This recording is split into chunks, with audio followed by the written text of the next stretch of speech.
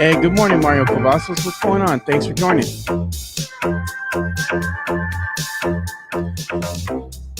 Looking to see what we're going to talk about today. We're going to talk about some San Antonio Spurs basketball. Here comes Mike here as we speak right now.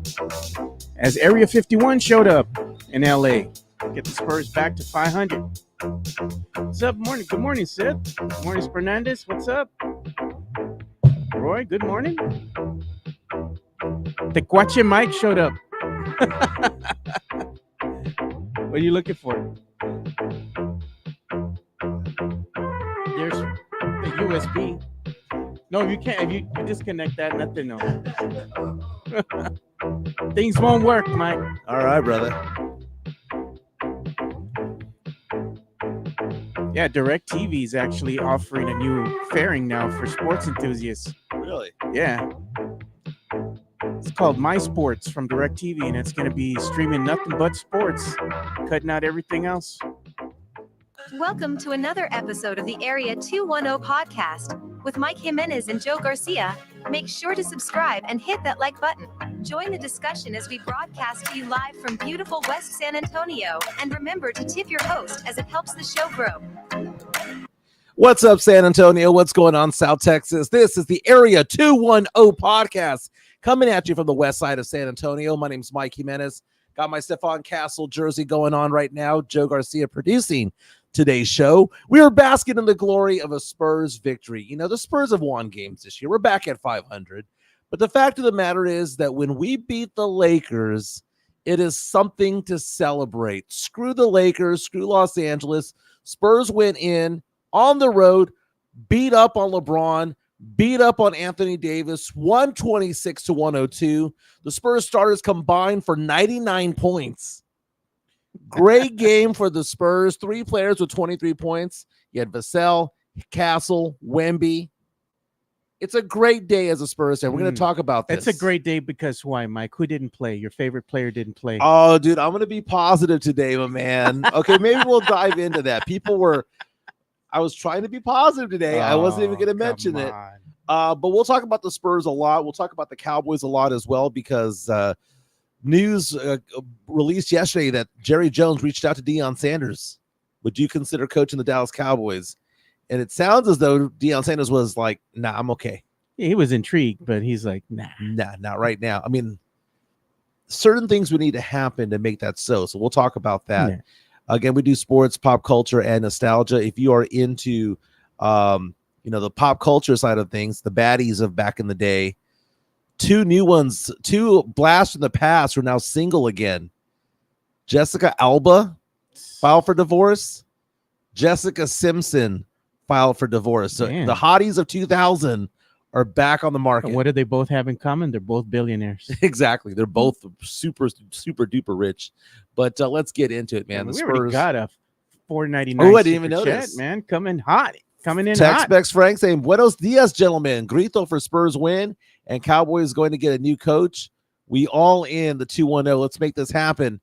Let's make it happen. Let's You make paid it so. for it? You paid for the grito. You're The going to get gritos this. for the Spurs victory last night. There we go.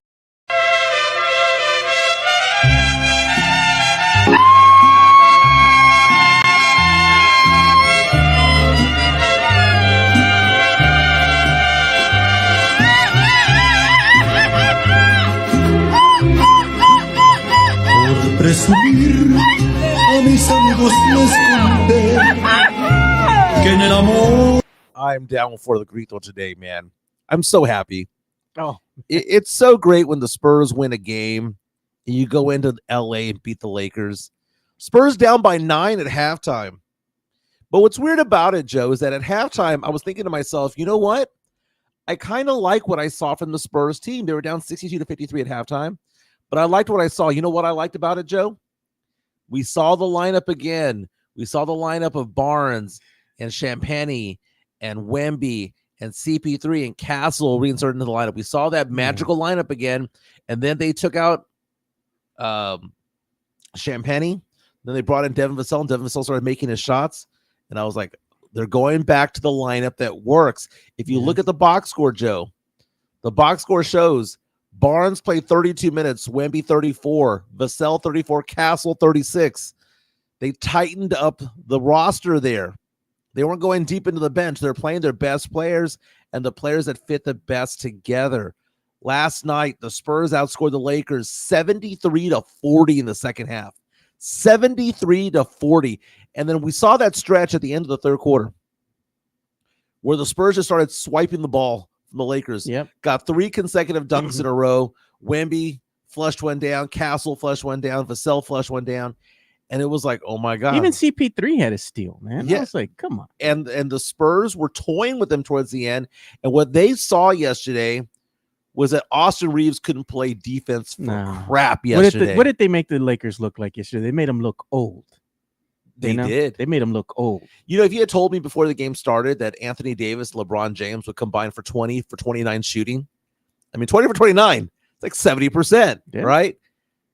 That the Spurs would win by 24 points despite that. Sam Salinas reaching out with a $9.99 super chat. Tex-Mex Frank, Sam Salinas, we do appreciate That the deserves that. generosity. And the fireworks.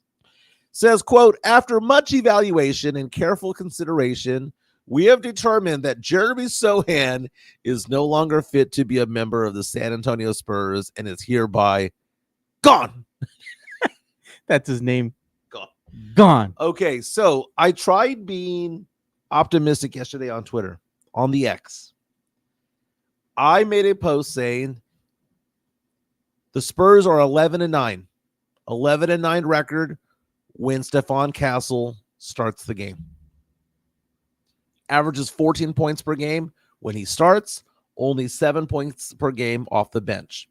It was a plain Jane, no Jeremy Sochan reference in that. But guess what I got, Joe? All right. Comments about Jeremy Sochan. No.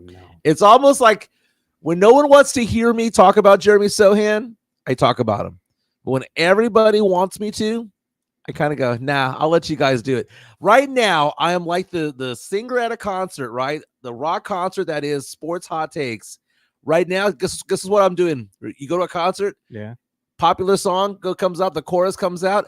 Instead of me singing the chorus, Joe, I've got the microphone and I'm doing this. I want the crowd to sing along. All right. Sing the words. The crowd, you all sing the words. You know who's the biggest Jeremy Sochan supporter? I'm still here for you, Sochan. Matt Lerma, who did the Twitter space yesterday. He does a fantastic job when it comes to it. But right now, it's kind of like here, you sing into the mic. I've done enough singing so far. Okay. Ooh, we have a first timer in the chat over here. By the way, you can be part of the podcast by taking part in our chat, which is powered by MCS General Contracting. We have Manuel Blancas in the Welcome. house. Saying there's a first timer here. Welcome. Let's all welcome Manuel. Very, very nice. Again, this helps guide the show. But today, there's 2 main topics that we're talking about. 3 main topics. We're going to be talking about the Spurs, the Cowboys, and we're talking about pop culture stuff, right? The single ladies who are suddenly out there, right? J-Lo's now single. If you were hot in 2000, you're now single. It just is what it is. I think J-Lo is going to be single forever, dude. She's got the 7 rings already? 6 rings, Six, $17 million. all right. She's one away from Tom Brady. And we'll also talk about the NFL playoffs. Minnesota Vikings wet the bed yesterday and then are complaining that they didn't get a home game. Does somebody check on Big Papi Brandon Medina? Oh, my God. I forgot about that. I told his ass Forgot on about Saturday that. this was going to happen. I told him. Day 2 of low carb, dude. Actually, day 3, now that I think about What are you it. eating? Pita bread? What is that? No, this is it's mozzarella cheese with it's provolone and salami. That's nasty, dude. That's like our charcuterie board. Yeah, you well, know? I mean, Just missing the crackers. to be honest with you, I was when I was doing really well with my diet, I was doing low carb for 5 days, and then I would just carb it up on Saturday and Sunday. Yeah. Have 2 cheat days. That's what I'm going back to, man. So I'm going to be pretty low carb during the week, and then just kind of get my tacos on the weekends. Kind of pacify myself when it comes to it. Here's the thing, Joe. Last night, 126-102. Spurs outscoring the Lakers 73-40 in the second half. Lots going on there. I'm going to tell you what I liked about yesterday's game is that they all showed up. We saw this against the Bucks, where none of the players seem to want to play, but they're playing in the spotlight that is Los Angeles, going up against LeBron. You play up to the competition. It's kind of worried a little bit at the beginning because Castle had a bucket down low, wide open for a layup that he missed from 1 foot away. Like, it's a shot that he makes 99 times out of 100. And I was like, oh my God, he's gonna have one of those days. But no, he bounced back from that. Take a look at it. Harrison Barnes had himself a game. 5 of 8 shooting. Wemby, 23 points, 10 of 17 shooting. Chris Paul, 10 assists, going along with his 3 of 6 shooting, knocked down 2 threes.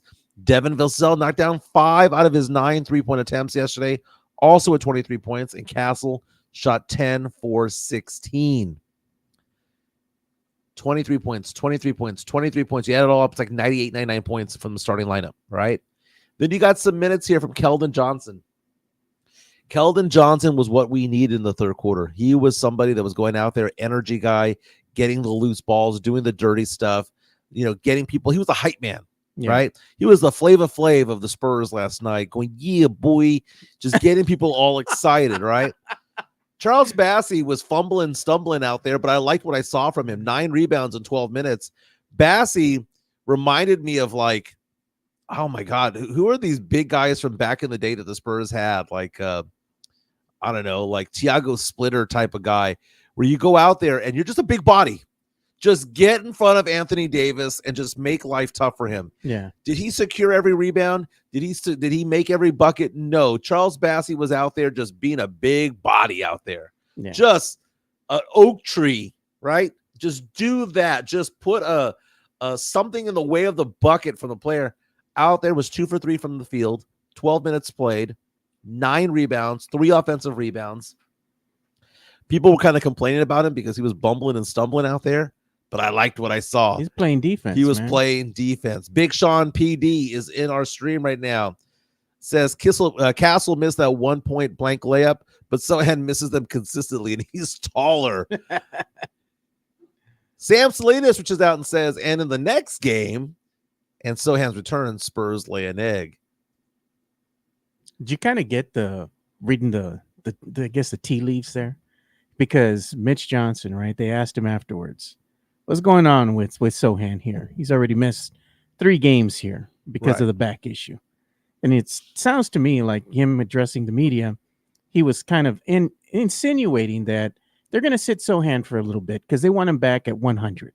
They don't want to bring him in and then have him miss 1 game, play 1 game. So I think he's going to miss an extended period of time. It might be a week, could be 2 weeks, but I think they're going to keep him out. And finally, when his back issue is all better, they'll go ahead and reinsert him into the lineup. I'm thinking about that Kobe Bryant gif from back in the day. Soft. Now, it's one of those things where I look at it and the sample size gets bigger and bigger. And I know that we have our Jeremy Sochan stands out there, and we make fun of Matt Lerma, who runs our Twitter spaces after the games, does a fantastic job with it. We make fun of the fact that there are certain Spurs fans out there who live, die, and breathe on Jeremy Sochan. They believe that he's going to be the next Kawhi Leonard, the next all-star, that he's the number 2 behind Wemby. And what we see, though, is that as games unfold, Yeah. and you look at things and you go to yourself, okay, Spurs are 11-9 when Stephon Castle starts. That's a 20-game sample size. The Spurs are 8-11 when we see Jeremy Sochan out there starting the game. The Spurs are 9-13 when Jeremy Sochan plays a game. Jeez. Which means what? The Spurs are 10-6 when he doesn't suit up. The Spurs are 10-6 when he doesn't suit up. That's a .625 winning percentage, Joe. Yeah. When he doesn't play. Does this mean that the Spurs are going to win every game that Sochan doesn't play? No. What I'm saying is that we see a larger sample size. Now, I understand when it's 5 games, 7 games, 8 games, 10 games. But as that sample size has grown to 15 to 20 games, Joe, people are looking at it going, my God, that is a thing. What is it saying? What are they saying now, Mike? They're now saying that he's expendable. They're now saying that maybe, just maybe, he is detrimental to the playing style of Victor Wembanyama. Maybe, just maybe, he's not as good defensively as people say that he is. What are they saying? They're saying now that he's just a dude? You know what they're saying without saying it, because they won't actually say it? They're saying that for the longest time, this guy has been right. They're saying for the longest time that this guy knows ball. Man. Remember all that? Mike, you don't know ball? I called this from a mile away, Joe. A mile away. Look at that. And that made me a hater for so long. But now that we have a 20-game sample size of Castle starting, and we're 11-9. Now we have this whole sample size of the Spurs are 10-6 when Sochan doesn't play. People are coming around. I don't say the things that you want me to say. I tell you the things that you need to hear. And if that makes me a dick early on, because no one's going to come around and say, man, Jimenez had a great take from the get-go. The same thing goes with Team Tank. James Pledger and I were the first on board. Get on board, Team Tank. Let's get Tank for Wemby. No, man, we got to play for that play-in tournament. We're Team We Hoopin', all that crap. And you know what? How many people came around and said, you know what? That Jimenez guy was right the entire time. They started. Yeah, everybody wanted to tank after, was it 30 games or so when the Spurs weren't winning nothing? They were going on an 18-game losing streak almost. But look at this, Midtown Texas. Yeah. Sochan fits. The squad sucks. Well, if Sochan fits, the squad wouldn't suck, right? I mean, we're 19-19. Look at this. Big Sean PD. Sochan second unit when he returns and trade for a backup center. And there's nothing wrong with bringing him in the second unit. I don't mind Sochan being on this team playing 24, 30 minutes. I don't care if he gets those minutes. What I do care is he starting the game? Is he in the third quarter? What is he being brought in to do? You know what you need to know. Look at Alejandro Morales. He's saying, seems like the coaching looked less Pop-esque. Mitch coaches like Mitch. We talked about that earlier this week and last week. What do we say? That it appeared as though Pop was pulling the strings the last couple of weeks, last 4 or 5 games. Spurs lost those games. They play that game as though Coach was on the sideline. Coach Pop was on the sideline, and he wasn't. Tony Nala says that Mike needs words of affirmation.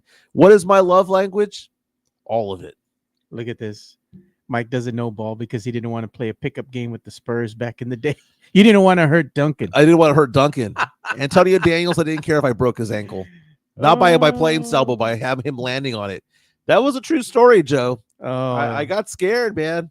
I got scared. I knew that I had hurt them. I knew that I'd bumble and fumble my way through. I'd be at the wrong place at the wrong time.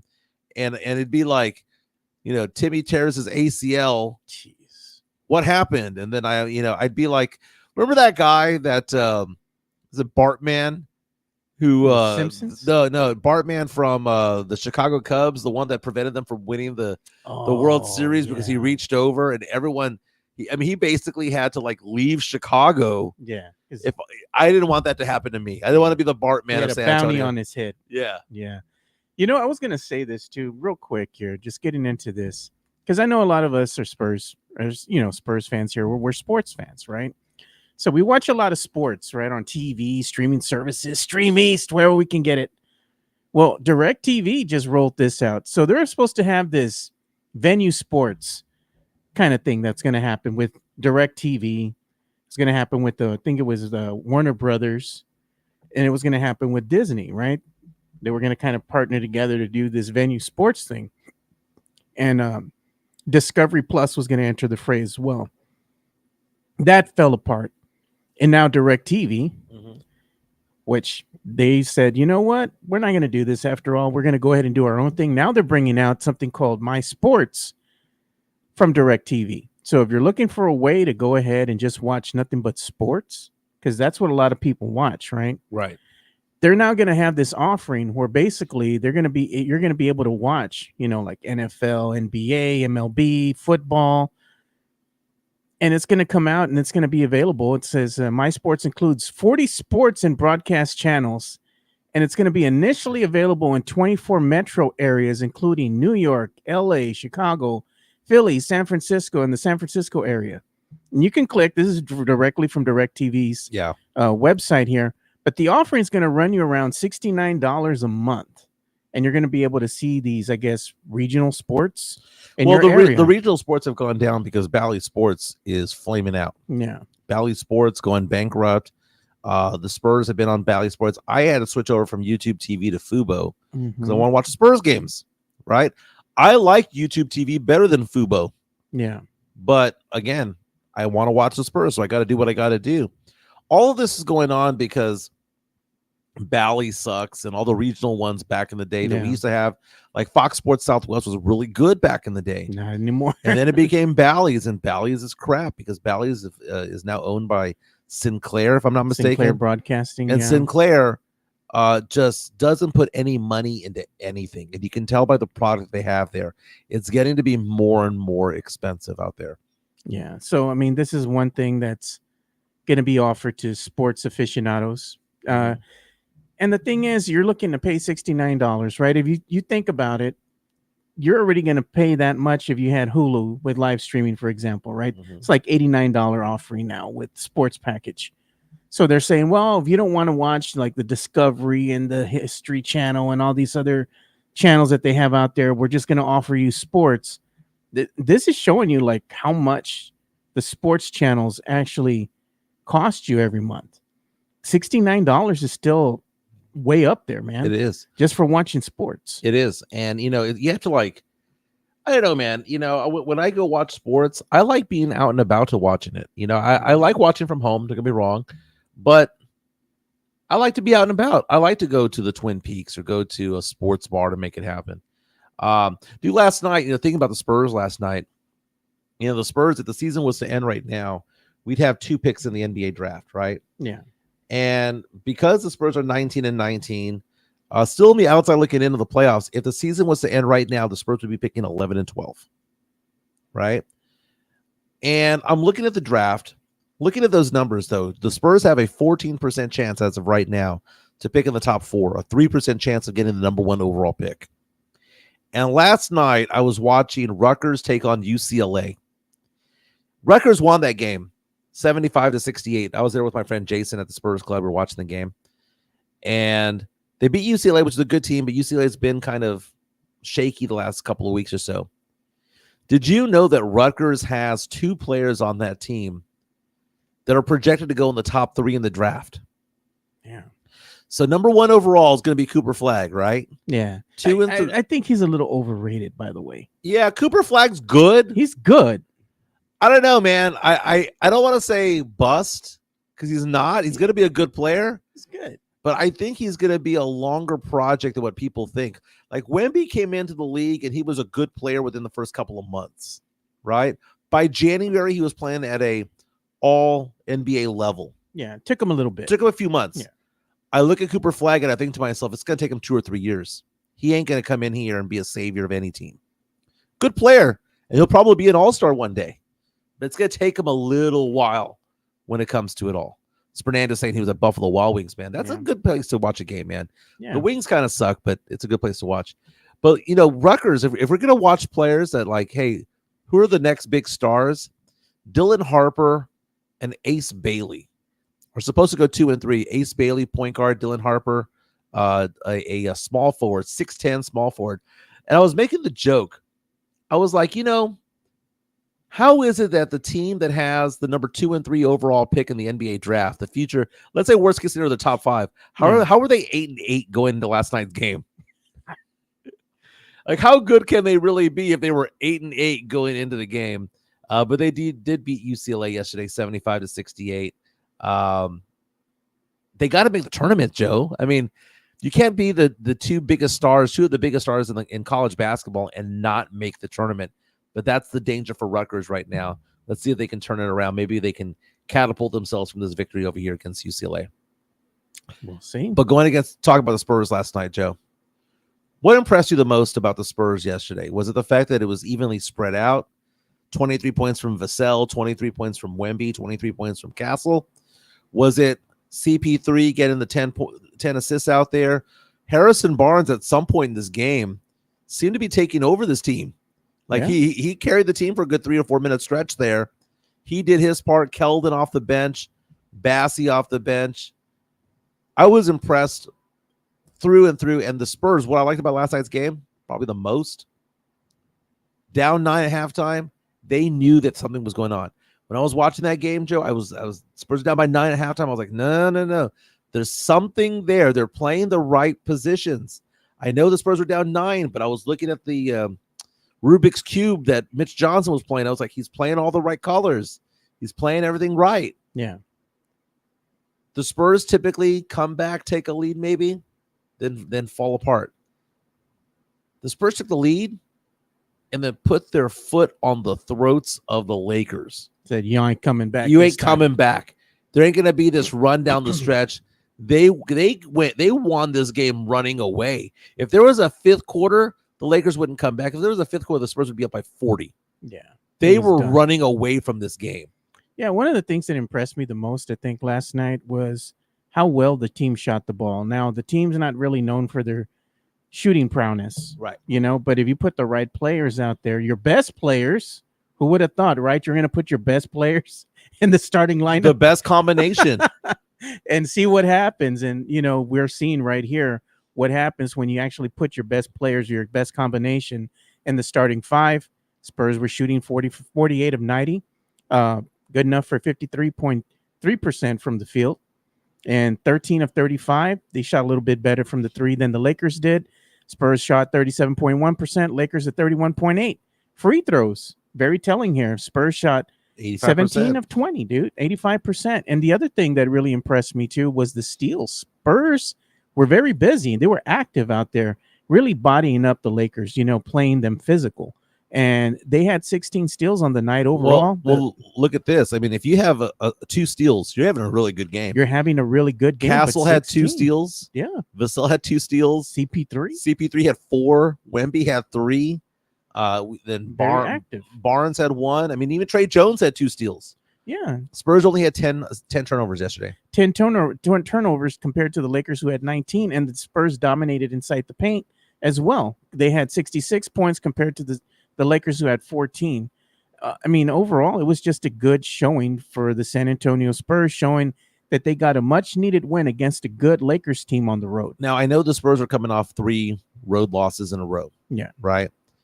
Losing to Denver was no big deal because, we beat Denver in Denver. We lost to them over here in San Antonio.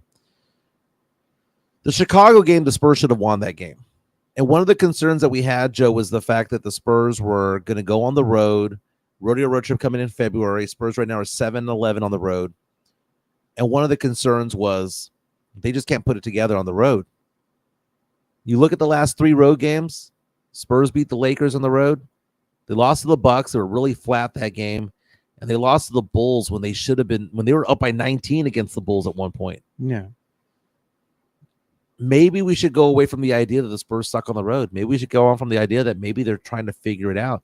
Spurs have 2 back-to-back home games, Wednesday and Friday, against the Memphis Grizzlies. Both going to be here at the Frostbank Center. The game Friday has a late tip-off, though, by the way, Joe. So for those of you who want to go to a Spurs game, get a late tip. 8:30. It's going to be on ESPN. Then the Spurs go on the road for 2 games against Miami. And then the Spurs have those 2 games in Paris against the Indiana Pacers. For those of you who want to watch that game, by the way, in Paris, it's going to be a Thursday game. It's going to be at 1 p.m., so we have to take off from work, right? Just do a half day. Then the game on Saturday is going to be 11 a.m. San Antonio time. That's going to be on ESPN. The Spurs are playing interesting ball, 19-19. On the outside looking in, it's going to take about 43, 44 wins, I think, to get to the play-in tournament. But the Spurs are playing decent ball this year, Joe. Yeah. 19-19. Look at Tony Ornelas. He doesn't forget. He says, you guys said they were going to lose to the Lakers last week. Well, I will say this, Joe. Spurs played the Lakers 10 times. They lose 8. It's a bad matchup for the Spurs. Everything was just going well for the Spurs yesterday. Vassell knocked down 5 out of 9 threes. Stephon Castle, who people say can't shoot, 10 of 16.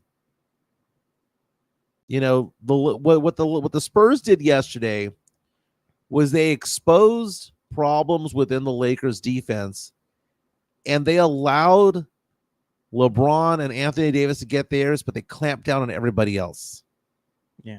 Look at Tony Ornelas. Joe said they're going to stink on the Rodeo Road Trip. Have some hope now. Fuck no. This team is going to shit the bed on the Rodeo Road Trip. You already know this is going to happen. I don't know why Spurs fans get enamored because they win one game on the road against a good LA team. Okay, good. They won a game. Do it consistently. If you can do this and win 3 or 4 games in a row, all right, you got me believing. Well, here's the thing, Joe. You're going to do that, though. Can I give you some positivity to the Spurs playing on the Rodeo Road Trip? Yeah. Here's the first part of the Rodeo Road Trip. Are any of these teams any good? Rodeo Road Trip's going to start on February 3rd. Road game against Memphis. That's a hard team, man. That's a good team. So that should be a loss. But then they've got Atlanta. The Spurs have played Atlanta pretty well. Spurs have a crappy team in Charlotte, a crappy team in Orlando. Well, Orlando's fine. They're 23-18. And then they've got a game against another bottom-dwelling team, the Washington Wizards. You would think that they would win these games, right? Well, I'm saying, and then they've got back-to-back games against New Orleans. I'm just saying that it's the Rodeo Road Trip sucks because they're on the road. Mm-hmm. But I'm looking at these teams. Only 2 teams are good. Hold my beer, and I'm going to tell you guys as it is. You'll be lucky if this team gets 2 wins on the road. You got it on tape. I said it. Brutal. And it's going to make or break the season. They're like, whoa, they're ahead of, they're going to win more than 35 games. We said they're going to win 35 to 38 games for the season. They're going to look better. Yeah, they will. But it's still going to translate to about 35, 38 wins. Why do you got to be negative, man? We're being realistic. We're supposed to be positive. There's a difference between realistic and being negative. I'm just saying, once the dust settles, you're going to see what this team really is. And then Spurs fans going to be like, well, what happened? They believed in Sochan. He has green hair, Mike. They love Sochan. They love all these players. And I'm telling you, at the end of the day, this ain't it. This ain't it, man. It's just Wemby and a bunch of dudes out there. That's all it is. So last night I'm watching this game, and right before the game, they had the national anthem. Who sang the national anthem last night? Oh, Tia Carrera, dude. Dude, that's exactly who Wayne's it was, World. right? Wayne's World. Okay, go ahead and put on my screen here. Okay, I was trying to see if this was her or not because That's before her? the game started, I saw the national anthem and I was like, is that Tia Carrera? Tia Carrera from the mid-90s was a thing, man. Yeah, It's been dude. 30 years. She's probably 60 by now. Still bringing the heat, though. Tia Carrera, by the way, in what was it, True Lies? Oh, my goodness, dude. She brought it. Yeah. There she is in True Lies. Oh, dude, she was a smoke show back in the day, dude. Damn. So that was her that sang that? That was her. She's, the thing is that people forget that not only was she an actress, she's actually an accomplished singer as well. She did a good job. She did a hell of a job. And I'm watching that. I'm thinking to myself, it's professional. That girl has not aged. No, she looks great. She's a professional, still got the voice, still got the chops. She sounded a lot better than Fergie, dude. Okay, so Come on. the Fergie national anthem. That was a debacle. I don't think it was as bad as people think. Bro, it was bad. It was so bad it killed her career, man. Well, she was going out the door anyway. Dude. I mean, she where is she now? Dude, I mean, once you turn 35 in pop music, you're not gonna. You're old. So I'm looking at Fergie doing her thing. I think what ruined it for her, She can't sing. it Bro. was at the NBA All-Star game years ago, and she tried singing a sexy version of the national anthem. And don't get me wrong, sexy versions of the national anthems existed, dude. We saw that with Marvin Gaye. Marvin Gaye had a sexy rendition, right? Yeah. She tried doing a sultry version of it all. Didn't work, bro. It didn't work. But what was I'm gonna see if I can play any part of this. By the way, when Fergie sang the national anthem, can you see? when was this? Dude, 2020. What's so proudly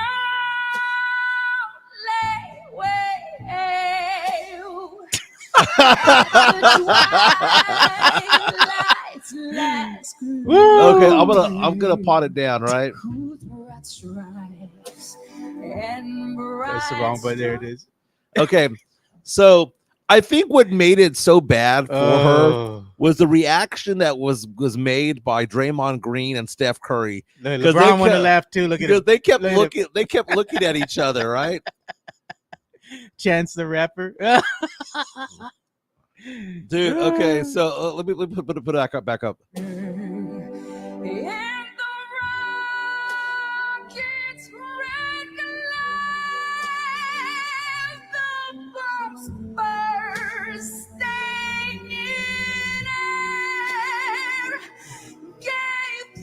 Oh, this is so great to revisit.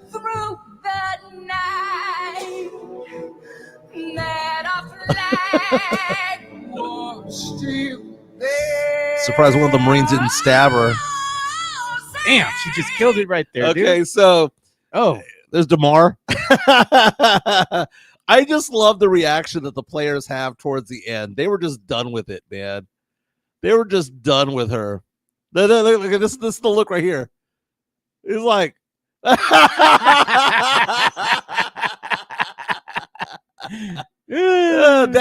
is what made it. That is what made it awful for her, because if they hadn't had that reaction on live TV, people would have been like, well, that was a different take on a different spin, a different rendition of the national anthem. It was that reaction from Draymond Green where he's trying to hold it in, and then he looks at Curry and then they can't hold it in. Look at this text Frank saying, Mike watching Tia sing and she starts yelling, swing. Double swing, swing, swing. Can you imagine saying that in front of Chica? She'd be like, what the heck is that? What's that? Chica, she probably swing. doesn't know what that is. Oh, probably. dude, she hasn't watched any movies. She's worse than me. That's what I'm saying. That's how I know she's right for me. I don't know if she would like Wayne's World, though. Wayne's World is a tough pill to swallow. Yeah. She didn't like Full Metal Jacket. I don't think she's going to like Wayne's World. Dude, I told her that I mentioned Full Metal Jacket on the show yesterday. She tell you put her picture up there. Oh, she allowed me to tweet it a month ago, so hey, there you go. What did you say? You told her you were talking about Full Metal Jacket. Yeah, and that that you knew exactly what moment she wanted to turn the channel off. It's the Vietnamese hooker coming up and go, "Me love you long time." Oh, she was like, "I'm done." Mm-hmm. Big question in football: does Deion Sanders love the Dallas Cowboys long time? Joe, I don't know. Jerry Jones reached out to Deion Sanders, primetime head coach of the Colorado Buffaloes, and says, "Hey, would you like to talk to us about possibly becoming the head coach of America's team?" So I was thinking about that, Joe. Can you imagine what the Cowboys would need to do to bring Deion Sanders in? You know what they would need to do? They would need to somehow get Shedeur Sanders to play for the Cowboys. Yep. Cowboys right now, what are the Cowboys picking? Number 12? Shedeur Sanders going to go in the top 3? Not going to go number 1. Probably going to be Cam Ward, right? Yeah. So I saw this mock trade online. I forgot who did it, but it was probably like like SI or Sporting News or something like that. Would you be okay with this? Saying, okay, come on over, trading Dak Prescott, and because Dak Prescott makes $60 million and nobody wants to pay a quarterback $60 million of Dak's caliber, right? But saying, look, we're gonna do a reverse Herschel Walker. Remember Herschel Walker was, we're gonna trade our star player, get a crap ton of picks in return. Cowboys can't do that because nobody wants that $60 million price tag. Exactly, man. So how do you get rid of Dak? You get rid of Dak by packaging him with a crap ton of picks and say, look, we're going to empty out our third and fourth rounders for the next year or two. We'll give you 4 draft picks to take this $60 million off our books. Yeah. So it would be the equivalent of going, dear, I don't know, like who would you do that to? You would do this to, say, the Cleveland Browns. Yeah. Go to the Cleveland Browns and say, look, man, or go to Tennessee. We'll give you Dak Prescott, who you know is a decent quarterback, and we'll give you 4 draft picks, a couple of thirds and a couple of fourths. Take them off, and in return, and we'll give you the number 12 pick in the draft. So the number 12 pick in the draft, a couple of thirds and a fourth to move up to number 1 and swap positions, or move up to the top 3 to swap positions to get them. Yeah, we got another incoming super chat here from the Drew Show this time, man. Thank you, Drew. Okay, Drew Show says, I'd rather hear Matt Lerma sing I Will Always Love You to a poster of Jeremy Sochan than this. Sochan and Wemby don't mix. Book closed after last night. We're going to revisit the Spurs. Thank you so much for the generosity there, Drew. And you've been with us from the get-go. But we're excited as Spurs fans. So we're going to revisit the Spurs when we talk about Jeff Garcia from Locked On Spurs and what he's got going on later in the show. But thank you so much for the super chat. Joe, you're GM of the Cowboys. You want Deion Sanders. Deion Sanders says, I will only come to the Dallas Cowboys if you can get Shedeur Sanders, my son, as the quarterback. You got to trade picks to make this so. Okay. Are you okay with that? If it's a package deal? Because Deion doesn't want to come to the NFL to coach against his son. Package deal. Yeah, he's already gone on record and said wherever Shedeur goes, he would like to go and be the next head coach of said team. And if I was the NFL and I was the commissioner, that's not tampering. I'd be like, commissioner, I'd be like, Tennessee, you better effing do this. You better effing take this trade. Give you Dak. We're going to get 3 or 4 compensatory picks and all that stuff. Make it so. Yeah, Jerry. The NFL needs this. The Cowboys have gone 29 years without doing dick. That's because of Jerry, man. The Cowboys need this. Other names that have popped up, Joe. Jason Witten. Now, here's the thing, Joe. There are a lot of people out there who are like, why would you replace a Super Bowl winning coach with somebody with no experience? We're seeing this in the NBA with Mitch Johnson. Mitch Johnson's doing a decent job as head coach of the Spurs, interim head coach, right? Sometimes you need to have a new name that doesn't have the experience. A retread, sometimes it's not the best thing. Yeah. Look at D'Amico Ryans. Who was a better fit for the Texans? Was it Bill Belichick or D'Amico Ryans? It was showing that it was D'Amico, right? Somebody's got to go younger. Yeah. We've seen this with Dan Campbell. Dan Campbell had no head coaching experience.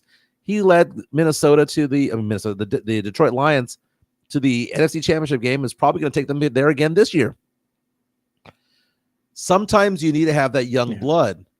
So when they come off and say Jason Witten, people dismiss it. I don't dismiss it because I'm thinking to myself, well, maybe he knows something that we don't know. Maybe he brings in an offensive coordinator and a defensive coordinator that will be a good mix. How do we know?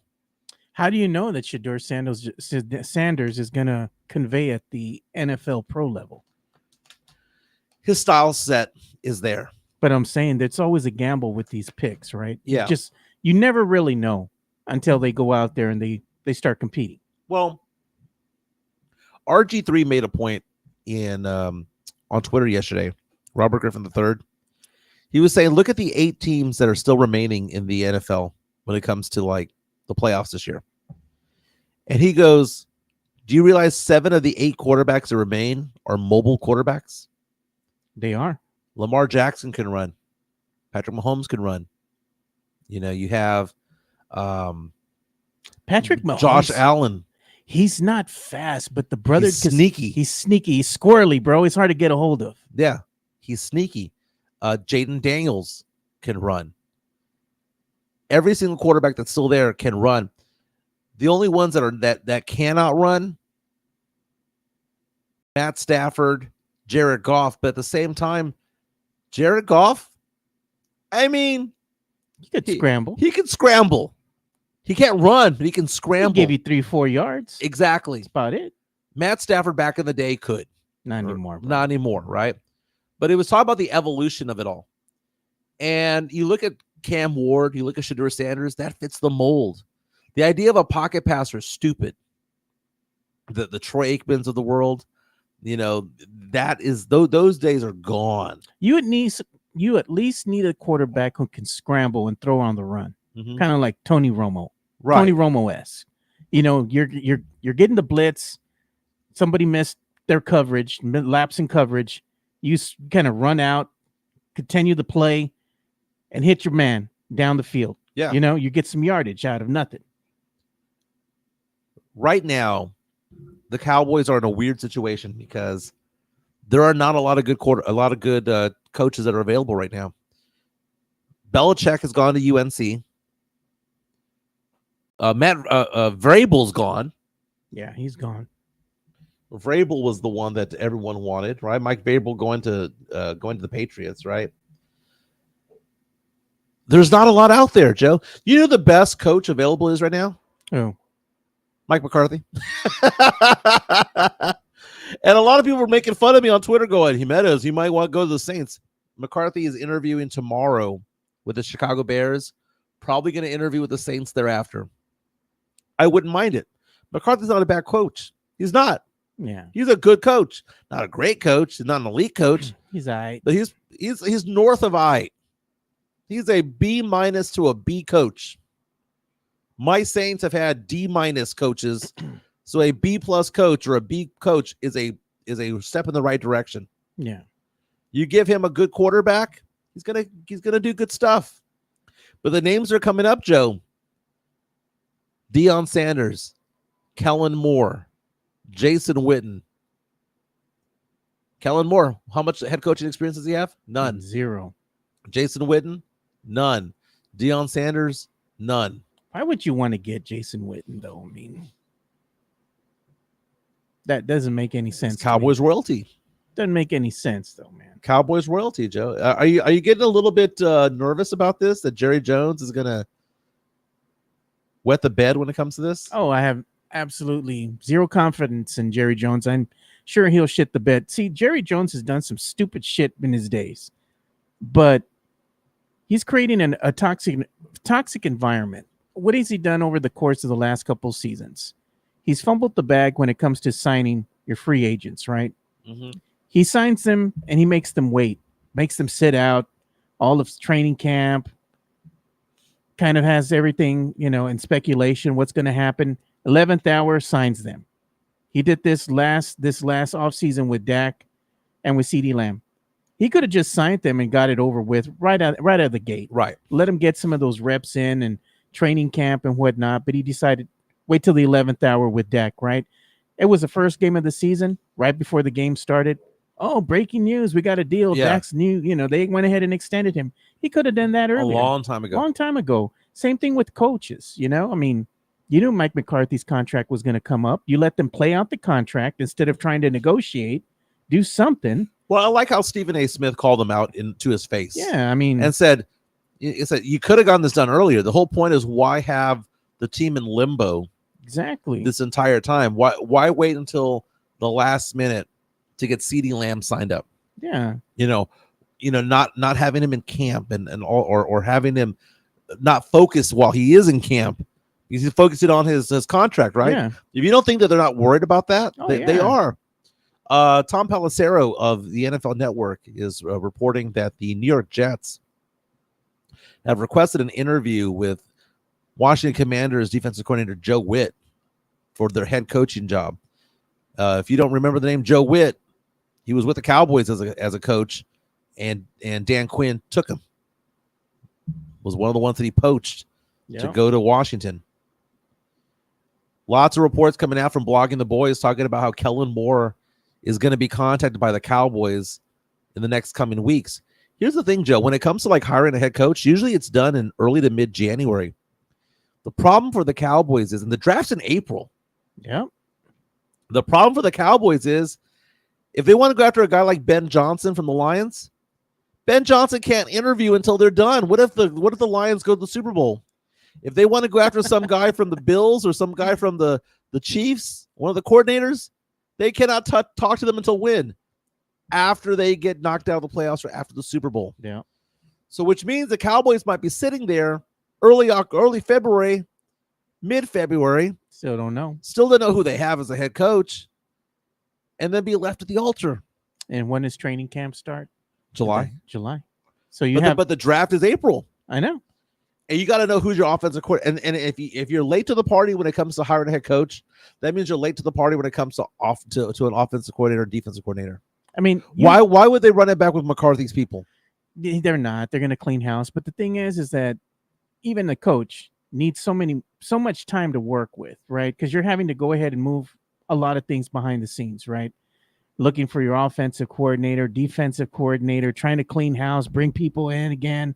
You're rebuilding this thing all from scratch, right? Right. So you need a couple of months there to work with. And by the time you get all these things in place and you finish hiring your staff and whatnot, you only got like maybe a couple weeks and then training camp starts. Mm-hmm. I mean, it's a quick turnaround. Yeah. It really is. ESPN's reported right now that Isaiah Bond, star wide receiver for the Texas Longhorns, is leaving UT early to enter the NFL draft. Bond projects, according to Pete Thamel of ESPN, to be one of the fastest players in the draft, and he's ranked as the number 6 wide receiver in Mel Kiper Jr.'s draft rankings. Isaiah Bond, gone. What is he, Joe? What's his name? Gone. Yeah. He's a good player, dude. He's a good player. Lots of movements going on right now. Deion Sanders going to the Cowboys, though. People are taking a look at what Deion had to say because Adam Schefter has a quote from Deion Sanders of what he told ESPN Monday night, saying, quote, this is from Deion Sanders, "To hear from Jerry Jones is truly delightful and it's intriguing. I love Jerry and believe in Jerry. After you hang up and process it and think about it, it's intriguing. But I love Boulder and everything there is about our team, the coaches, our student body, and the community," end quote. Again, public relations. Don't believe what you hear. Because if he gets what he wants from Jerry, you know what he's going to be to the student body there in Boulder? Gone. Exactly. What's he going to be to all the people that he recruited away from other schools? Gone. He said the same thing when he was at that other college. The HBCU? Yeah. Oh, I'm going to be here. He had all these kids Jackson believing. State, I think. And what did he do? Gone. Just left them high and dry, man. Boom, I'm out. And he took the players. He didn't just leave. He took the players too. The Cowboys are in an interesting position right now because, and this is something that Jerry Jones has put himself into. And can Jerry Jones humble himself to say, hey, well, maybe I am part of the problem? Or is he too old? Is he too narcissistic to make that happen? Talking about the historically black college that Deion was coaching before he went over to Colorado, and they're saying it was Jackson State. Jackson State, right. Let's hear from Troy Aikman real fast, because Troy Aikman was on ESPN yesterday talking about Mike McCarthy. And I haven't heard this before, Joe. Yeah, he just. But everyone keeps talking about, what did he say? Did he talk trash? Let's see here. The audio's good to go. I don't know if you have it muted down there. I have it muted down here. I don't think Mike will be going to land in your lap, right? When we were this is courtesy of ESPN's Monday Night Countdown. The topic has always been out there about Jerry and Mike and what might happen, and now they've chosen to go raise the volume a bit. Their separate ways. I don't think Mike will be able Okay, to have a solid job for win. too long, but this job's as coveted as any because you're going to run the Dallas Cowboys. In what direction do you think they ought to look? Well, I thought Mike McCarthy would be the head coach, so this is a bit of a surprise for me today that he's not going to be. And what went into those conversations that Schefter talked about, I'm not exactly sure, but it suggests that there's not a real plan. I mean, and the fact that they haven't had the opportunity to maybe interview a Ben Johnson and some of these others, Aaron Glenn. I think that what Schefter said as far as Kellen Moore being a candidate, that seems logical to me. A guy who has familiarity with the building. He's worked obviously with the Cowboys and with Jerry Jones, and they know each other very well. In fact, when Mike McCarthy got the job, it was told to Mike that Kellen Moore would be the offensive coordinator. So that's how much the Jones family thinks of him.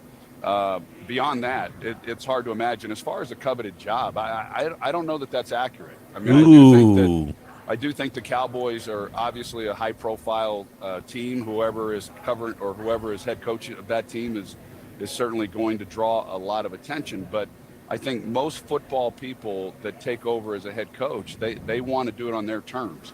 That's and fair. That's hard to do. And it's, if you take a Dan Campbell, for instance, is Dan Campbell if he's with the Dallas Cowboys? It's hard to imagine that he is. It's hard to imagine that a lot of these coaches might be. So I love the Dallas Cowboys. I played there for 12 years. I wish them well, but to say that it's a coveted job, I'm not sure I would necessarily agree with that. Maybe it's Wow. Okay. Sounds like a bitter ex. That is Dallas Cowboys royalty, Troy Aikman. So to break it down, because the audio was a little bit low, he basically says that he pushes back on Scott Van Pelt saying that it's a coveted coaching position by saying, really? And for him to say that Dan Campbell of the Lions might not be the Dan Campbell that we know and love today from the Lions if he was coaching the Cowboys, because they wouldn't let Dan Campbell be Dan Campbell and make Dan Campbell decisions. Yeah. And he mentions the fact that when Mike McCarthy came to the Cowboys, you bring your own people, right? Yeah. And where they say, we're picking your offensive coordinator, it's going to be Kellen Moore.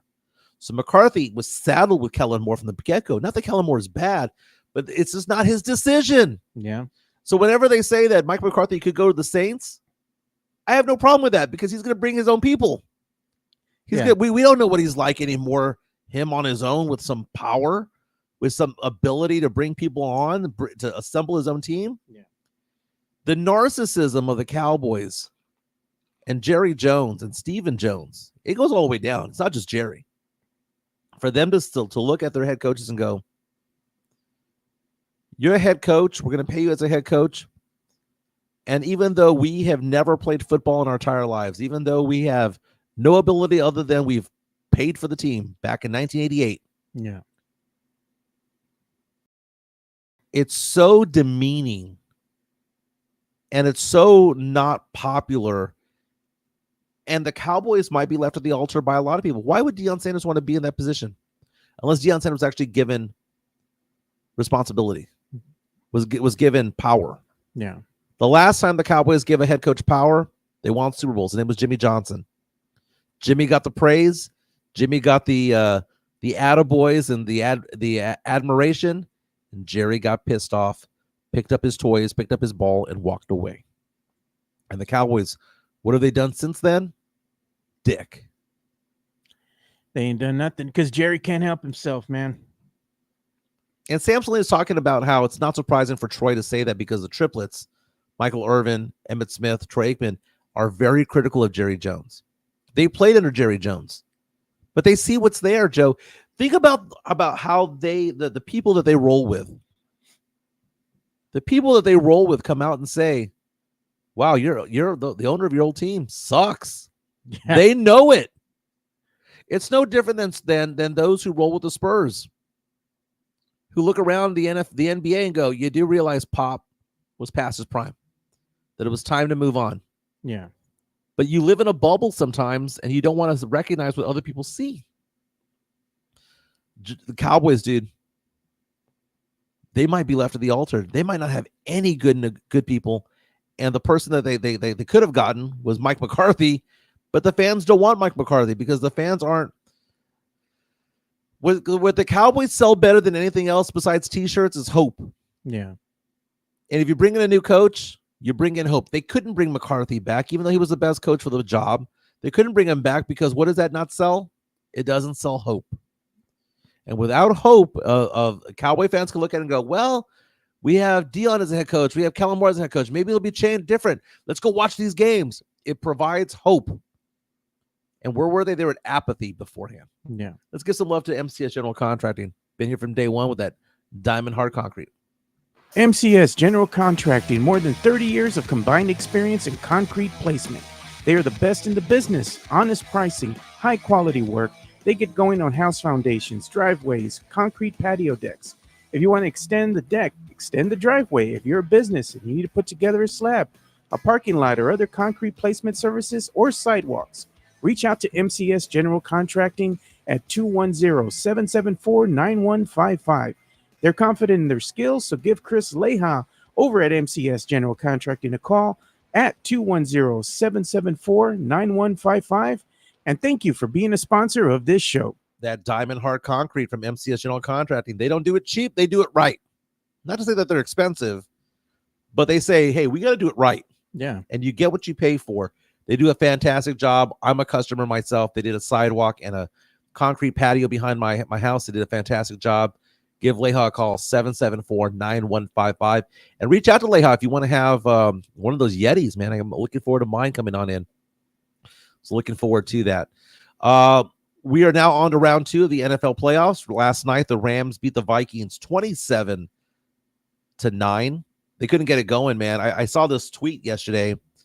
It was from Emmanuel Acho, I think, saying Sam Darnold just ruined. That he lost so many millions of dollars yesterday because he wet the bed in a playoff game.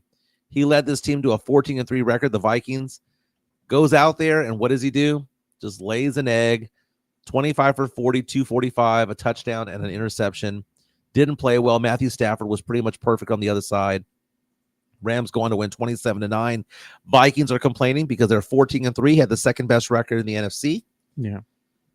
Second best record, pretty much third best record in the entire NFL, and they had to go on the road and take on a team that won 4 fewer games than the Rams. That's just the way the rules work in the NFL. It does suck. It does suck. But we're now on to round 2. Pour one out for our good friend Brandon Big Papi Medina. Yeah. We're on to the divisional round. First game is going to be Saturday the 18th, which is my good friend Joseph's birthday. It's going to be the Texans against the Chiefs. Right now, the Chiefs are favored by 7.5. I would lay 17.5. I think the Chiefs are going to beat the living crap out of the Texans. Think so. Saturday night game. Joe, Commanders 9.5-point underdogs on the road against the Lions. Joe, if there's going to be an upset, let's talk about that. Which of these games is ripe for an upset? Because I'm looking at that Commanders-Lions game, and I'm thinking to myself, Jaden Daniels against that defense that's been decimated by injuries. I know you got Jahmyr Gibbs. I know you got Amon-Ra St. Brown. I know you got Sam Laporta. You got a good offense there for the Lions. But there's something about that Commanders team that just is feisty. You would think that, man, but at the end of the day, I have to go with the Lions are still going to go ahead and topple the Commanders. The one, to me, that's an upset in the making is the Rams and Eagles. Okay, so that's the Sunday early game, 2 p.m. kickoff.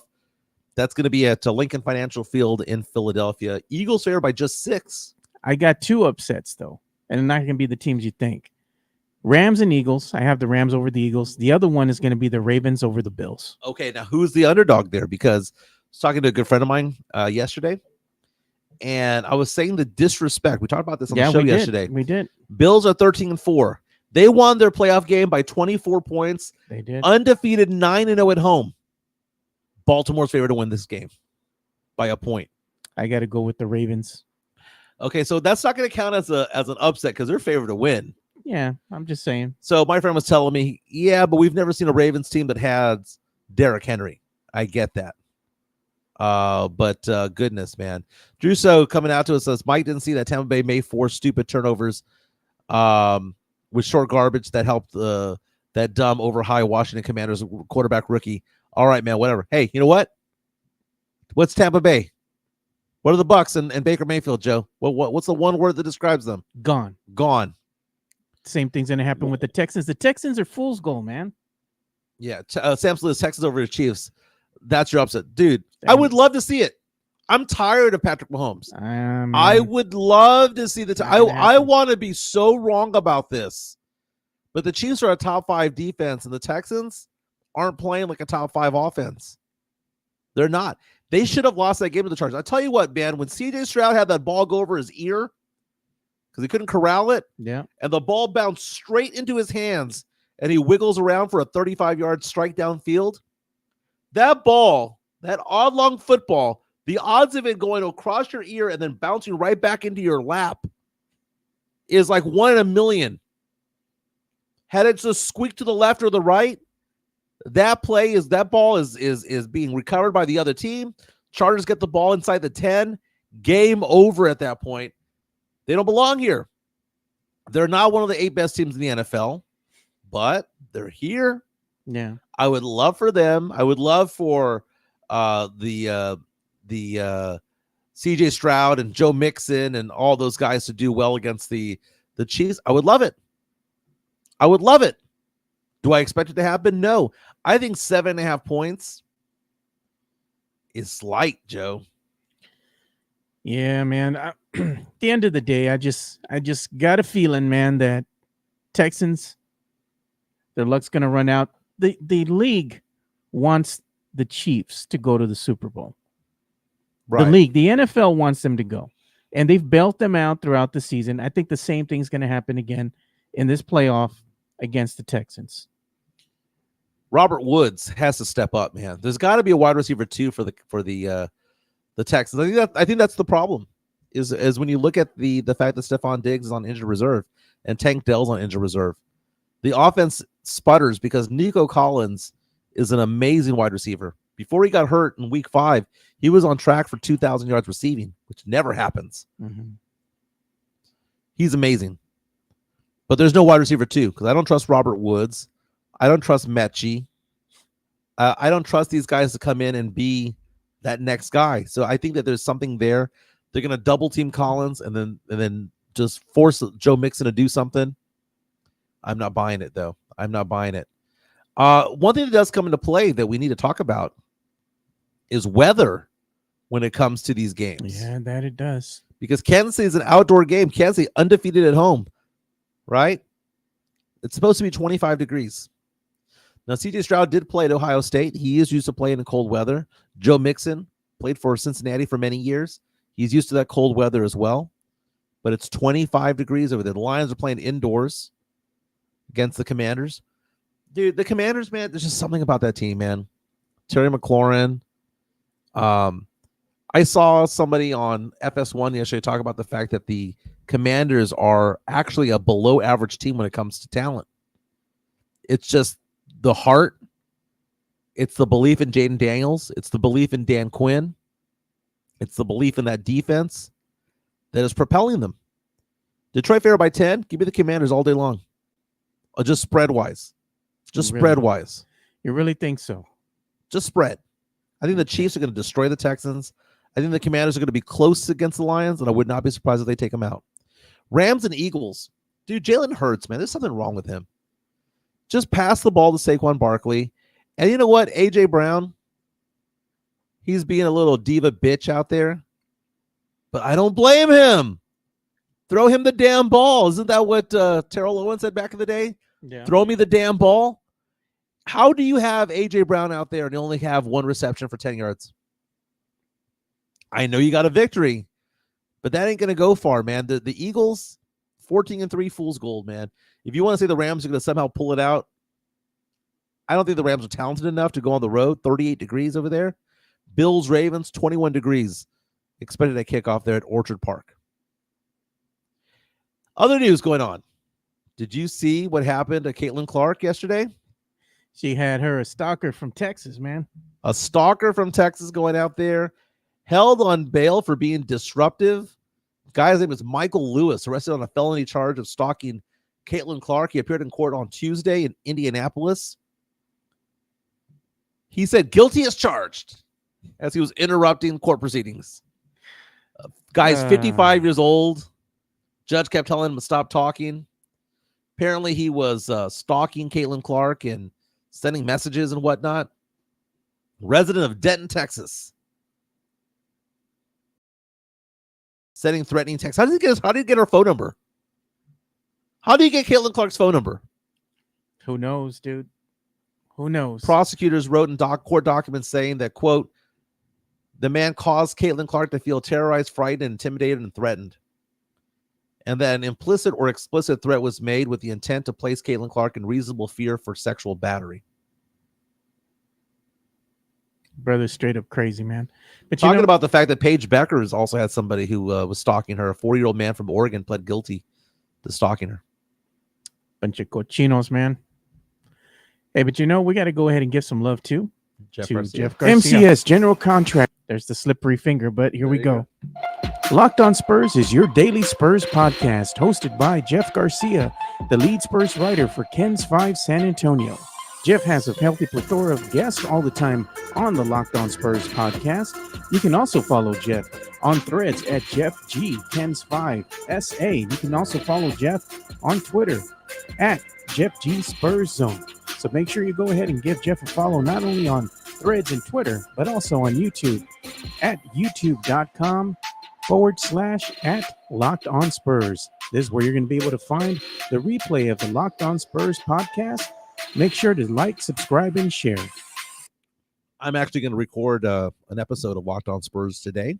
Nice. Going to be breaking down the Lakers-Spurs battle from yesterday. The Spurs winning by 24 points. If you go to Jeff G Spurs Zone on Twitter or on Ken's 5, you're going to see a story about how Chris Paul and Victor Wembanyama gave their game-worn jerseys to the sons of J.J. Redick.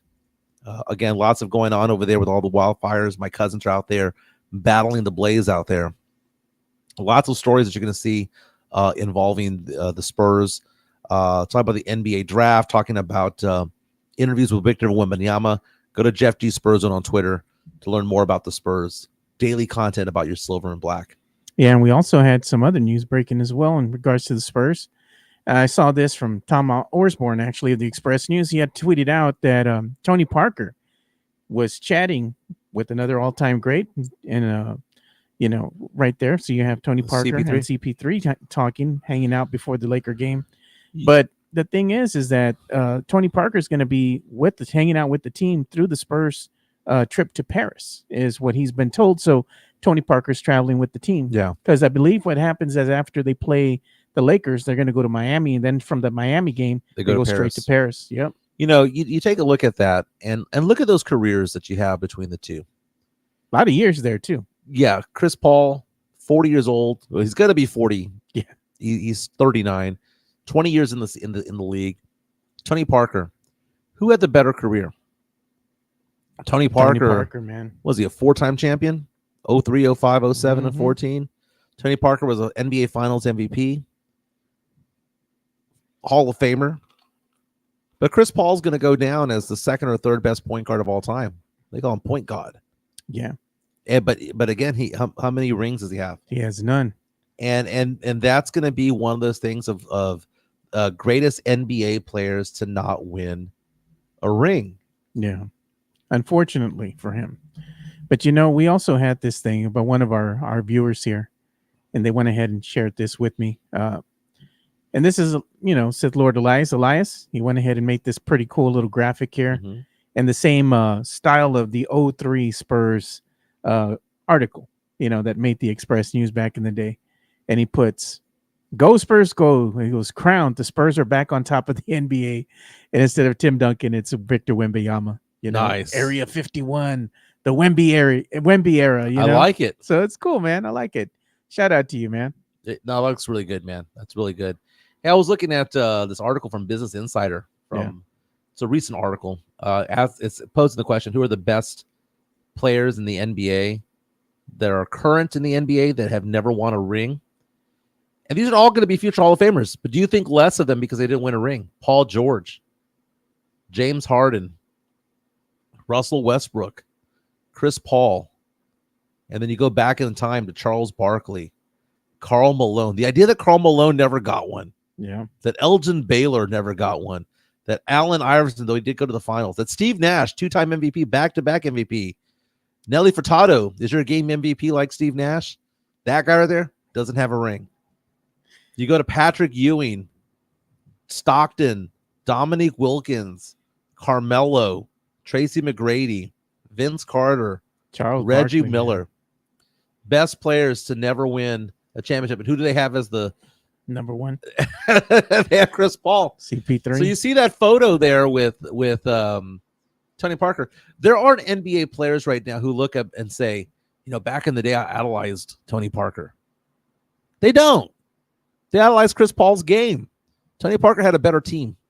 Yeah. He was on a better team. It's Mario Cavazos. It was a tragedy that Vinny Del Negro never got a ring. Classy. There's another thing here too that we're going to talk about. It's a little bit not off-putting, but it's a different subject than just sports. But I thought this was cool. Little nod here. The HEB, man.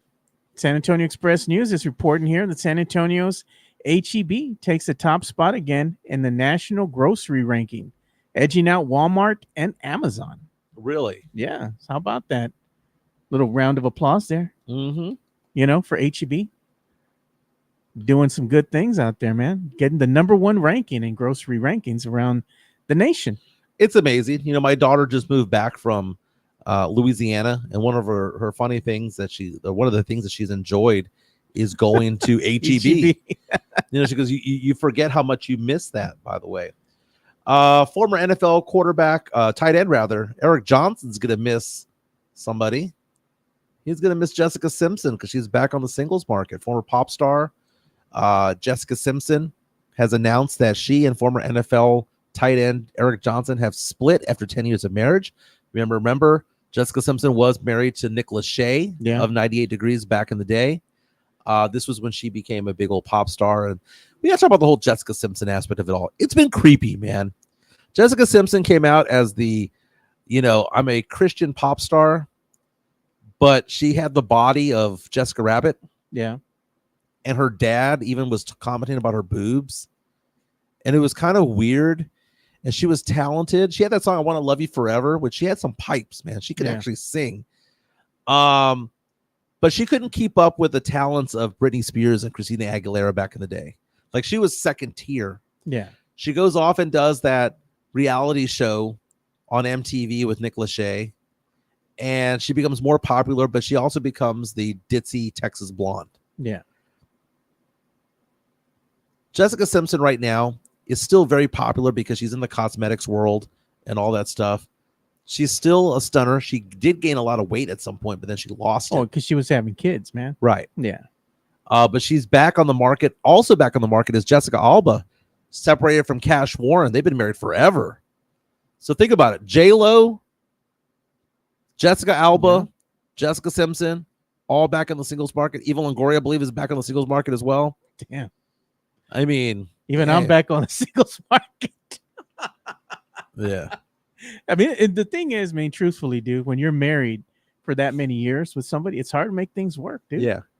It's funny because I was talking about Jessica Simpson with my girlfriend the other day.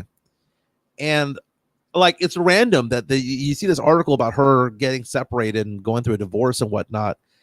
I brought her up because I went to Costco with my girlfriend, and my girlfriend had not been to Costco many times. She'd only gone once or twice, right? So we're going through Costco, and I'm bringing up that whole episode from Modern Family where Mitch and Cam go to Costco in season 1, and how they get how Mitch doesn't like it and then starts to fall in love with the place. Remember, Jessica Simpson was in a movie back in the day with Dane Cook called Employee of the Month. And I was trying to explain the plot of Employee of the Month, and it's one of those stupid movies, right, where the hottie ends up with the slacker. Yeah. But did you ever see that movie? It was filmed inside of a Costco in New Mexico back in the day. Got any comments? Good comments coming in? No, they're just talking about me being single now, and I have my choice between Jessica Simpson and Jessica Alba.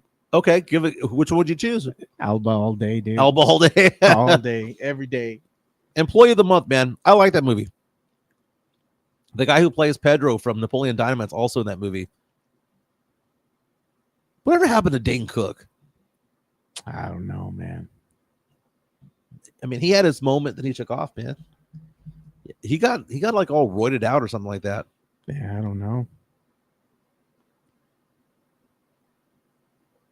Jessica Simpson not only getting divorced, she's listing her house for sale over there.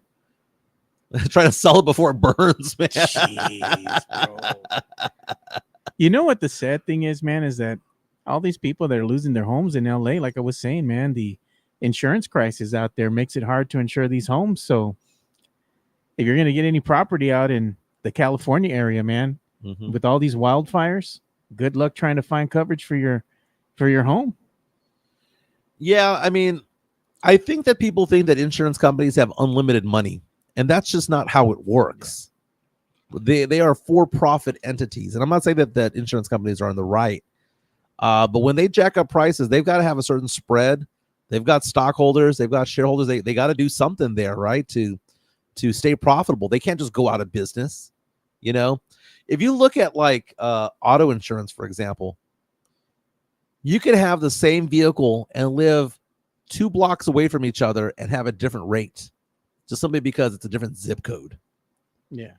And I know that when it comes to like Hurricane Harvey, which decimated Texas, Katrina, and then you see what happened in Florida this year, North Carolina, dude, they're jacking up the prices because all this stuff that's happening is getting worse and worse, man. It's just like the natural disasters are getting a little bit more impactful. They're coming in fast and furious now, dude. It's like, you know, it's going to be harder and harder, more expensive to, insure your property. But the thing is that insurance is one of the biggest scams there is out there, dude. But you need it in case something ever happens to your property, happens to your vehicle. Well, it's funny because Chris Rock, the comedian, back in the day when he first came out, was doing those stand-ups on Netflix. He has this whole thing about how you could sell more insurance if you called it what it really was. And he called it in case shit happens. Yep, exactly. He goes, "Oh, I got $500,000 of in case shit happens and I die. Yeah, I've got some in case shit happens if someone steals my car." Yeah, and he goes, "Just call it what it is. It's in case it happens." Case in point, man. This is what happens a lot with a lot of these accidents. And the reason why you need to be insured if you drive here. So what a lot of these people do nowadays, and it's a thing now, and that's why the insurance, let's say your insurance rates are going sky high, is you get in a little fender bender with somebody, right? They're fine. Do the police report. You think, okay, well, insurance is going to go ahead and cover the damages. Well, hold on there. Right. What happens is they go home, the other person, the other party, and even though they might not look like there's anything physically wrong with them, they start getting influenced by family, by friends. And what they say is that they go and get a lawyer and they try to take you to the cleaners for all, let's say your insurance will go ahead and pay out, right? So that's why you need the insurance, because you're going to have somebody on your side to fight the legality of things, because it's a thing now. Okay, I'm going to tell you a story. Yeah. This happened about 10 years ago. Man, longer than that. This was about 15 years ago. I was on Bandera Road in Mainland. Okay. Just minding my own business at a stoplight. And I got rear-ended from behind. And when it was all said and done, it was a 7-car chain reaction. Oh, they pushed you. They hit me from behind, and I hit the car from in front, right? Yeah. Now, at the time, I was driving a Toyota, what SUV was that? A 4Runner. Okay. I had a hitch in the back. And I had a big, massive grill guard in the front, right? It's a tough-looking SUV at the time. So when I got hit from behind, my hitch punched through the car behind me. Okay. Did very little damage to my truck. My grill guard in the front decimated the car in front of me. Now, there were some scratches and there was some damage to the door. The hatch door had to be like fixed. But all in all, everyone else got really damaged vehicles. But because the way my car was built, it sustained it, right? It was fine. I get a call from State Farm. And they're like, "Hey, we're going to take care of the damage. Our client was the one who caused the accident, and we're going to take care of the damage. And you can take it to Caliber Collision, and they'll take care of it. And on top of it all, we're going to add $500 for your inconvenience. It's like $500 for my inconvenience. It's like, nah, so just call me tomorrow. We'll talk about this. They call me the next day. We'll give you $1,000 for your inconvenience. They don't want me to sue. Then they called me again. Sir, we'll give you $1,500. I was like, well, you know what? Let me see how I feel later on, maybe in a couple of days, see if my back acts up. I'm just BSing at this point. Yeah. They upped it to $2,500. And I said no. They called me 3 days after the accident. Said, we will wire you a check for $6,500 if we just wrap this up right now. Dude. And I said, sold. So And guess where I was that weekend? Gone. I went to Vegas with that money. There you go. I went to Vegas with that money. I was like, it's a free trip. Yeah, because I mean, it's expensive. That's what makes the insurance so expensive, is that these people that you get in these little fender benders with all of a sudden want to take you to the cleaners for everything. Yeah. It's like, Joe, the weather's supposed to be super bad next week. I don't know if you've noticed that. oh, look, Chris Gonzalez, he says, hey, Joe, is that hot single nurse available at the urgent care? Actually, no, she's not, because you know what happened? They closed down the urgent care that I used to go to around the corner here. The one that was right next to the Dunkin' Donuts, Mike. Oh, really? By the Burger Boy and all that. Dude, why are there so many urgent Shut it cares down, around dude. town? I don't Like, know. who the hell's getting hurt that badly? But that's sick. I that think it's badly. just too many, man. But yeah, I mean, the weather is going to be getting bad here. I saw that for Martin Luther King, right? The Martin Luther King March. Which is a big deal in San Antonio. 26-degree weather forecasted. Who's going to want to march in that? And that's the high. Like, dude, it's going to be too damn cold. Okay, so man. today it's 58 degrees. Tomorrow's going to get to 67. Going to be up to 69. Basically 70 degrees on this weekend. 68 on Saturday. And then it's going to get really cold. The low's going to get down to 25 on Sunday. And then look at these highs. 38 on Monday. 38 on Tuesday. 44 on Wednesday. Then it warms back up. Mike, that's why we get sick, man, because of this stupid ass weather. Yeah, I got the crud right now, man. My voice is a little bit better. You got the crud. My girlfriend, I had to send her some tea today. See, that's the romantic side of Michael right there. Yeah. My girl, dental hygienist, not feeling well. She's out there in Conroe. She's 3 hours away. I go there every other weekend. She comes to San Antonio every other weekend. She told me she felt bad. She felt sick, that she wasn't feeling well. Her throat was hurting. Go on to Uber Eats. Sent my girl a medicine ball venti tea from Starbucks. Oh, have you had that man. before? I've never had that, dude. It went viral on like TikTok a couple of years ago. Never heard of it. Never knew there was such a thing. So I'm not a big Starbucks fan, but she's kind of introduced me to some stuff that I do like. Mm-hmm. But it's the citrus tea. It's a hot tea. It's a hot citrus tea with honey.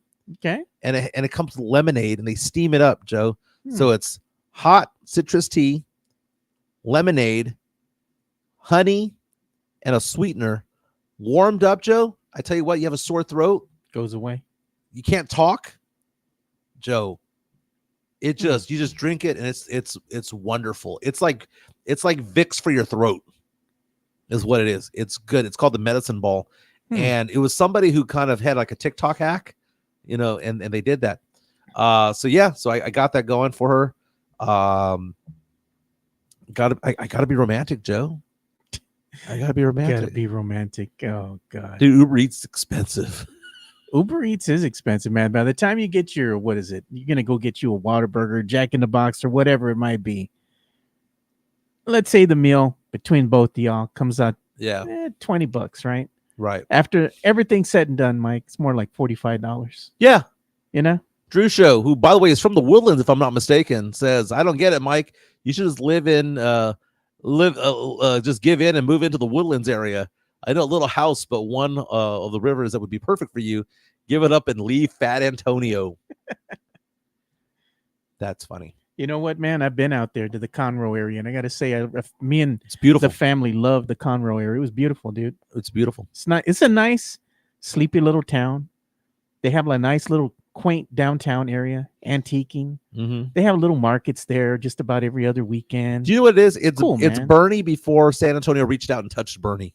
Remember back in the day when Bernie was kind of like out in the distance. Yeah. It was oasis of a small town Yeah. along the river, all that stuff.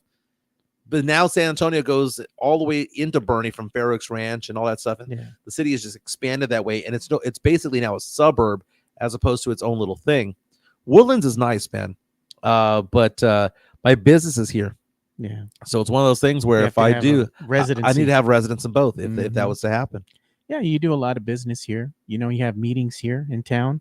That's why you travel to Conroe on the weekends, and then you have to come back here. Yeah. You got to spend time with Chica. I do. I get that. I mean, come on, man. She's a nugget. Absolute nugget. How much was that Uber Eats drink? $30 for one drink. For the tea was just $13. That included the tip. But when you want to go on those coffees, you're like $20. Oh, Hey, real man. fast. Chica's going to be in San Antonio next weekend. Mhm. Why, Joe? We're going to celebrate on the 25th. We have to pick a place, Joe. We have 11 days away. God, I don't know, man. The listeners need to go ahead and join in here. You got to go ahead and at least give them some choices, Mike. I mean, we have the Little Woodrow's on the docket in the medical center that has private karaoke rooms, right? So we need to find out how many of you guys are actually going to show up to the party, depending on where we're going to have it. You know, San Antonio karaoke room. So I'm looking at like different places where there's karaoke in San Antonio. The most popular karaoke place is Dad's, but there's way too many people to show up to that. You sing once, you'll never go back up again. no. But do you want to have a private room? I think the private room's the way to go, because then it would give the listeners an opportunity to go up and sing a song if they wanted to. You know, because the thing is that if you're going to have a little private gathering, everybody there wants to have their opportunity, right? Right. Now, the thing is, there's a cost associated with reserving a room. I'm taking a look right now I at don't Kung know. Fu Karaoke. It's $50 an hour to book a karaoke We room. could do that based off of the super chats alone, dude. I mean, we need to have a good place. Like, do you know where I'd want to have it? But it's kind of not really centralized. Mm-hmm. Is Pix, but they only have live band karaoke, and it's only on Thursday. Oh yeah, this Has to be on a Saturday. And then we've gone to Who's Who, but it's not conducive to people talking. It's there for like diehard karaoke people, but you ain't gonna have any conversation there. It's too damn loud. So I'll check out Little Woodrow's in the medical center later on this week, see if it's any good. Well, here's another thing I can throw out there at you. What if we have it at your place and we just bring our own stuff for karaoke? I have a karaoke machine, but I'm gonna go ahead and say negative to that. Then I have to clean the house. I have to clean the house. Just have trash bags. Everybody throw their stuff in there. No, man. So my essay had an article back a couple of years ago ranking the top 11 places to do karaoke. And Joe, they have a map of it all. Ain't none of them on the south side, west side, or east side. Jeez. Apparently karaoke is a white thing. According to my essay, the top 11 places where okay, first of all, I'm not going to do that. Oh, look at that. We got a $4.99 super chat incoming here from Jason Garcia. And he says, next Spurs game is going to be special, not a dry in the arena that night. And I think they're probably going to do something nice for Zoe, the Spurs lady. They already mentioned her yesterday on the broadcast, and kind of showed a little bit of her pictures and kind of said, the great Bill Schoening, the voice of the San Antonio Spurs. He said some nice things about her. Sean Elliott as well. People that knew her, that would always see her in the arena and whatnot, saying nothing but great things about her. Drew Show talking about the scene from The Cable Guy with Matthew Broderick in the living room with the karaoke. By the way, so according to mysa.com, a couple years ago, they wrote this article saying the Thirsty Camel Bar and Lounge, Sir Winston's. I've been to Sir Winston's side. It's on the northeast side, if I'm not mistaken, by the airport. Kung Fu Saloon, the Elbow Room, Dakota Eastside Ice House. Oh, the Martini Club. Okay, dude. They do it Wednesdays and Thursdays. Oh my God, they don't do it on Saturday. Martini Club is actually a really good place. Do you want to have Dad's karaoke? Do you want to have a tall tale to end the show, Joe? Go ahead. Martini Club. So Gabby's mom, my first ex-wife, she and I were into karaoke from time to time. Ex-wife's Filipina. That just kind of comes with the territory. We went to a charity event at the Frost Bank Center. And it was a charity event where professional athletes were were serving dinner. It was tuxes and tuxedos or something like that. That event, and you had like Tony Parker, and you had like players from the Spurs who were the waiters for that charity event. So somehow or another, I got a seat over there with my ex, and our waiter happened to be a former Cowboys wide receiver named Sam Hurd. He also played for the Cowboys, Brackenridge High School. He ended up going to prison for drug trafficking. This is before all that, right? He was playing for the Cowboys from San Antonio. So we struck up a conversation with him, right? End of the night, having a conversation with him, and I said, "Hey, by the way, we're gonna go karaoke. We're gonna go to this one place called the Martini Club, right by the airport." He goes, "Well, by the airport?" I'm like, "Yeah, it's behind North Star Mall. Yeah, it's a shopping center back there."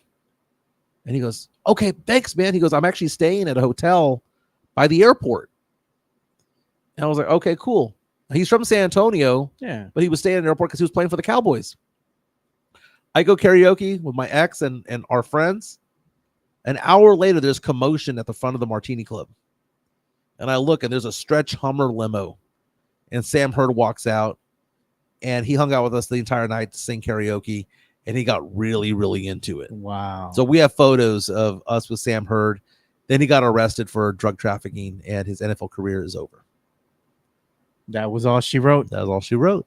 Damn. Chris Gonzalez saying Kingpin Sam Hurd. Drew Show saying that he's calling BS on the $6,500 check. That's a minor tall tale bonus, guys. No, I'll tell you where I went, Drew. I can even tell you where I spent that money. I ended up going to Vegas. I got a room at the Tropicana. May it rest in peace because it's no longer around. Yeah. It got demolished a couple of weeks ago. And I ended up getting tickets to the Billboard Music Awards. And I saw Rihanna perform. I saw Black Eyed Peas perform, CeeLo Green, Keith Urban. What's it called? Wasn't Cardi B. Who's the other one? The one that made that floor with Stephen Colbert. Oh, what's her name? Nicki Minaj. Oh, okay. So saw all that. I went, and I actually went to a friend's wedding out there at I forgot the name of the casino that's out there right across from the Tropicana, the Mandalay Bay. So I remember $6,500 got wired into my checking account, dude. All because of a 7-car pileup. Now the other cars were jacked up. Maybe they just gave me money because they saw the other cars all mangled. But my 4Runner with the big old grill in the front, that big old metal grill. Yeah. Just like a champ, dude. Like a champ. Yeah, that's good though, because I mean, like I said, at the end of the day, when they have to go ahead and get lawyers involved and you have medical bills and whatnot, that's where it gets expensive. The negotiations. Mario asking the question: did Gabby's mom, when you first met, think that you were half Filipino? No, I thought she was Hispanic. To be honest with you, I met Gabby's mom at Park Place inside the 70s room. Jeez. Inside the 70s room. Yeah, what a blast from the past. Well, it said, did Moneybags Joe Garcia stiff you guys, or did I miss that second? Speaking of Jeff Garcia. He's talking about Jeff Garcia, not Joe. Sorry. Yeah, Jeff Garcia is going to be on doing Locked On Spurs. I'll be on there tomorrow, I believe. Yeah. As we break down the Spurs victory over the Lakers. Spurs do not play tonight. They play Memphis in back-to-back games starting tomorrow. The NBA game that I'm going to be focusing on today involves the Atlanta Hawks because, again, the Spurs have Spurs have an unprotected first-round draft pick, rather, from the Atlanta Hawks. Atlanta Hawks are taking on the Phoenix Suns. Yep. Both teams are 19-19. Phoenix is actually favored in this game by 3.5 points. And then the other game that we're focusing on is the Bulls against the Pelicans. We need the Bulls to win this game. Bulls are favored by 1.5. Kind of weird. Pelicans are 8-32. Bulls are 18-21. But still, we need Bulls to win these games so that top 10 protected pick becomes the Spurs this season. Everyone have a fantastic day. Go Spurs, go. Stephon Castle, my guy, 11-9 as a starter for the team. Area 51. Joe, people are starting to agree with me, Joe. They won't ever admit it. About who? just about all things Spurs. No, it's about this guy right here. Hey, Joe, do I know ball? Do I know ball? Sometimes you don't. Dude, I'm refereeing basketball for the first time in a month today, man. I got a high school game at Edison. So if you want to go scream at me, I'll be at Edison High School at 5 o'clock. They need to put this up there on the Jumbotron over there at the Frost Center. I'm still here, Sochan. Matt Larima, a.k.a. Jonah Hill. Yeah. Sochan's biggest supporter there, dude. Everyone have a fantastic day. We'll be back tomorrow.